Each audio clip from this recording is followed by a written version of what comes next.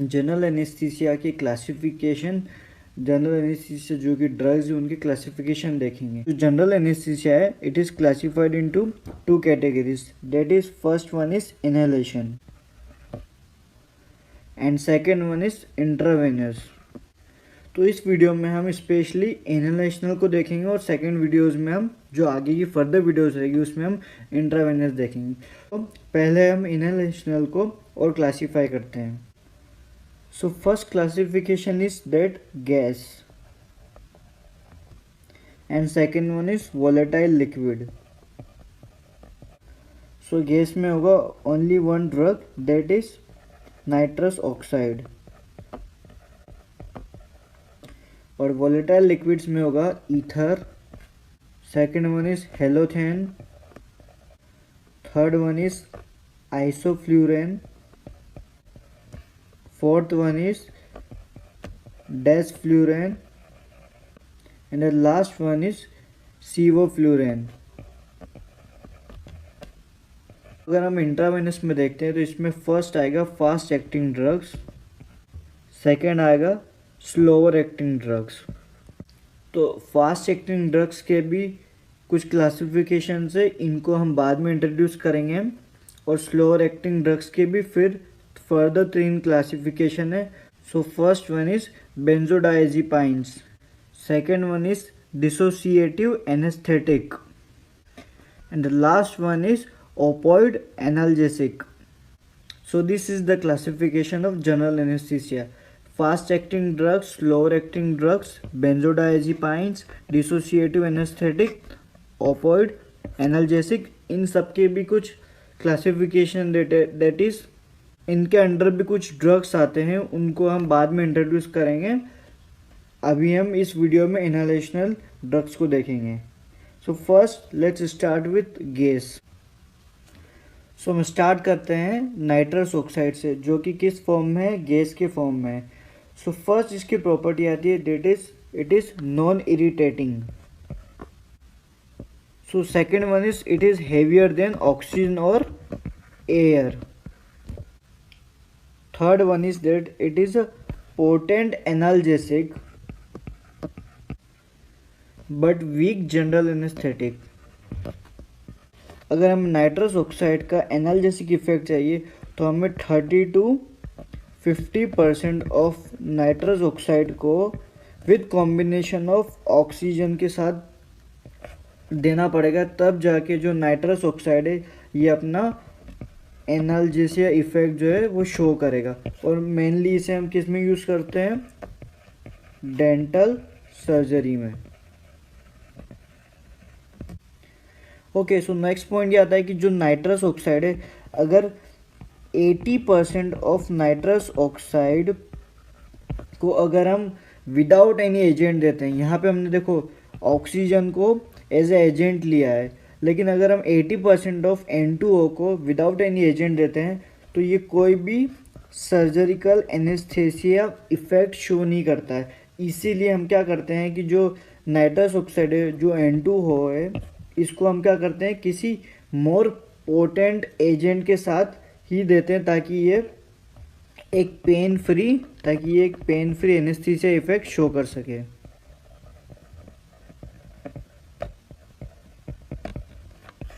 और ये जो नाइट्रस ऑक्साइड है ये जो ब्लड ब्रेन बैरियर है इसको इजीली क्या कर सकता है, रैपिडली क्रॉस कर सकता है।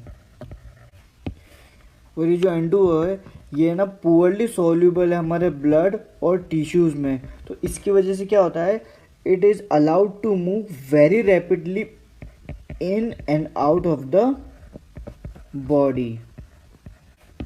सो नेक्स्ट पॉइंट ये आता है कि हमारी बॉडी के अंदर कुछ क्लोज कंपार्टमेंट होते हैं, लाइक हो गया थोरैक्स, मे बी साइनसेस। तो क्या होता है कि जब ये N2O वहाँ प्रेजेंट रहता है, वहाँ पे क्या करता है ये इसकी, सो it can increase its volume, ये इसकी वॉल्यूम को इंक्रीज करते हैं, like for example in the thorax and it can cause pneumothorax. अगर N2O साइनसेस में है तो it can increase pressure in the sinuses. और ऐसा क्यों होता है, क्योंकि ये क्या करता है, हमारी हमें पता है कि हमारी बॉडी स्पेसिस में N2 नाइट्रोजन प्रेजेंट रहता है, तो जितनी तेज़ी से नाइट्रोजन लीव करता है उससे भी कहीं तेज़ी से जो हमारा N2 है ये N2 को रिप्लेस कर देता है, और इसी के वजह से इसका वॉल्यूम इंक्रीज हो जाता है, which can cause pneumothorax and also which can increase the pressure in the sinuses. और जब हमारी बॉडी रिकवरी करने की कोशिश करती है तो क्या होता है कि जो N2 है इट रिटार्ड ऑक्सीजन अपटेक, तो इसकी वजह से क्या होता है, it can cause diffusion hypoxia. So अगर डिफ्यूजन हाइपोक्सिया से अगर हमें रिकवरी लेनी है तो we will have to administrate significant concentration of inspired oxygen. और ये जो N2 है it does not produce muscle relaxation and it does not depress the respiration.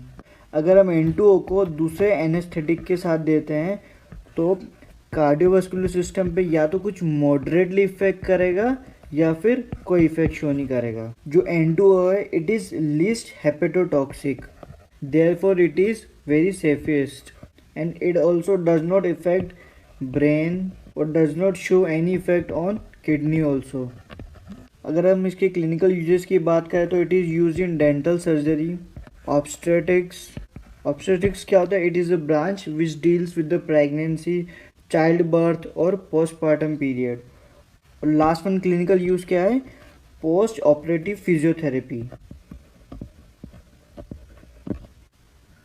So inhalational में हमारा नेक्स्ट ड्रग की कैटेगरी है that is volatile liquid. Volatile liquid में हम सबसे पहले देखते हैं halothane. So let's begin with halothane. Halothane को देखने में हम सबसे पहले इसका देखेंगे थेरेपेटिक यूज़, फिर देखेंगे फार्माकोकाइनेटिक्स और फिर देखेंगे इसके एडवर्स इफेक्ट्स। तो सबसे पहले हम स्टार्ट करते हैं थेरेपेटिक यूज़ से। सो थेरेपेटिक यूजेस देखने से पहले मैं हेलोथेन का स्ट्रक्चर बताना चाहूँगा। तो इसको मॉलिक्यूलर स्ट्रक्चर फॉर्म में हम कैसे लिख सकते हैं, आप देख सकते हैं यहाँ पे ये कंपाउंड हेलोजिनेटेड है, इसको लेके हम आगे बात करेंगे। बस याद रखना कि जो हेलोथेन है वो हेलोजिनेटेड है। हेलोजन क्या क्या है यहाँ पे, Br हेलोजन है और Cl हेलोजन है। सो अब यूजेस की बात करते हैं। फर्स्ट वन क्या है कि जो हेलोथेन है इट इज़ पोटेंट एनेस्थेटिक, यानी कि पावरफुल एनेस्थेटिक है but weak analgesic, and it is administered with N2O, opioids or local anesthesia. It is also a potent bronchodilator. It relaxes both skeletal and uterine muscles. So जैसे कि हम देख सकते हैं कि it relaxes uterine muscles. That's why it can also be used in obstetric field. And halothane is not hepatotoxic in pediatric patient. So last therapeutic use is that it have pleasant odor. So it makes suitable for inhalation in children.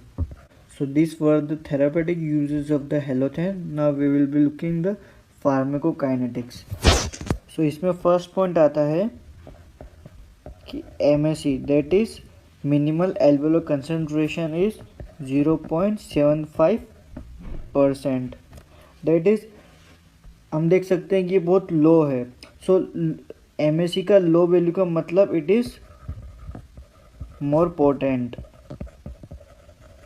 means lower the value of MSE the drug will be more potent.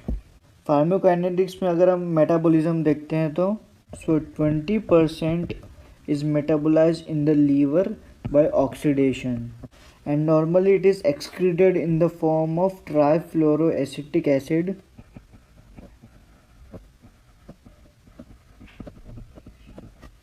और we can से ट्राईफ्लोरोइथेनॉल। अगर हम इसका clearance percentage देखें तो 60% is cleared out unchanged bye the lungs. यहाँ पे metabolism हो रहा है, यहाँ पे कोई चेंज नहीं हो रहा है ड्रग में, and directly it is expelled out और we can say cleared out by the lungs, and remaining 20% is excreted via other routes, either may be unchanged or metabolized, and it is stored in the body for many hours to days, और mainly hours में अगर हम देखें 24 hours। और हम देख सकते हैं कि जो हेलोथेन है, halothane is metabolize oxidatively to trifluoroacetic acid या फिर ट्राइफ्लोरो इथेनॉल। तो ये ट्राइफ्लोरो एसिटिक एसिड या फिर ट्राइफ्लोरो इथेनॉल ये सब क्या है, हाइड्रोकार्बन्स है। सो दीज आर हाइड्रोकार्बन्स, और we can say tissue toxic hydrocarbons, यानी कि टिश्यू के लिए एक टॉक्सिक है। And it also leaves behind the bromide ion. So halothane से ये जो सब्सटेंस मेटाबोलाइज्ड हुए हैं, इसकी वजह से कुछ टॉक्सिक रिएक्शन हो सकती है पेशेंट में, और specially in females.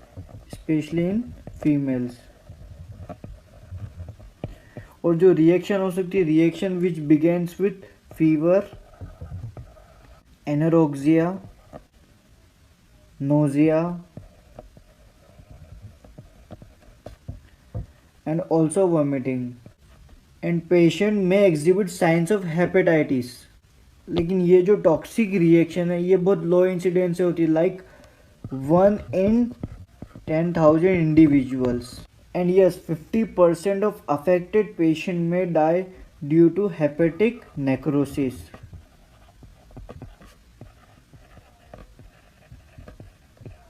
So to avoid such toxic reaction, we should always administrate the helothane between 2 to 3 weeks of interval। First cycle अगर हमने दे दी तो सेकेंड साइकिल जो हमें देनी है हेलोथेन की वो 2 से 3 वीक के बाद ही एडमिनिस्ट्रेट करना है, otherwise this reaction can take place. So जैसे कि मैंने आपको इसके स्ट्रक्चर में बताया था कि इसके स्ट्रक्चर में क्या है, हेलोजन है, Br एंड Cl। सो जितने भी हेलोजिनेटेड इनहेलेशन एनेस्थेटिक्स होते हैं ना, ये सब दे कॉज हेपेटाइटिस। लेकिन जितने इंसिडेंट्स होते हैं हेलोथेन से उन सब से कम होते हैं दूसरे हेलोजिनेटेड इनहेलेशन पे। लाइक फॉर एग्जांपल जो आइसोफ्लूरेन है उससे भी ये टॉक्सिक रिएक्शंस हो सकती है, लेकिन इसका इंसिडेंस आइसोफ्लोरिन का जो इंसिडेंस वो हेलोथेन से भी कम है, like 1 in 5 lakh individual.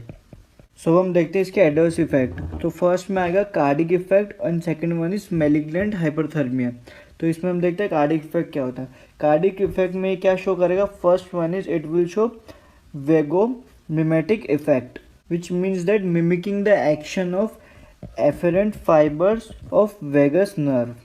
Second one is bradycardia which can cause cardiac arrhythmias।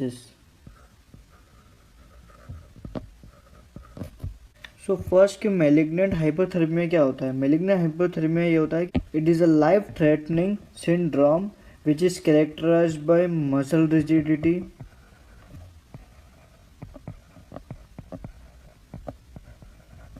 hyperthermia, hypertension, acidosis and hyperkalemia।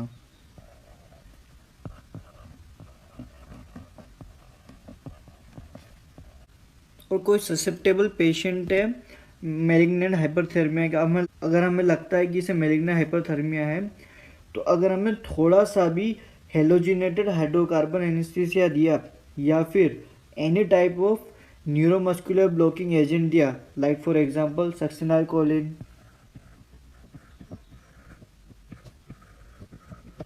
So it can induce malignant hyperthermia.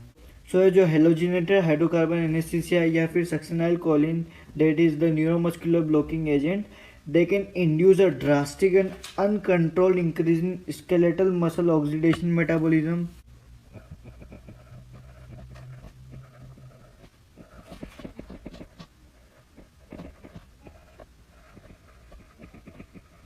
which will disturb body's capacity to supply oxygen and remove carbon dioxide, and it also disturb the body's capacity to regulate body temperature, and this all will leads to circulatory collapse and finally death if not treated immediately। So अगर हमें लगता है कि किसी patient को malignant hyperthermia है, so we should always give dantrolene।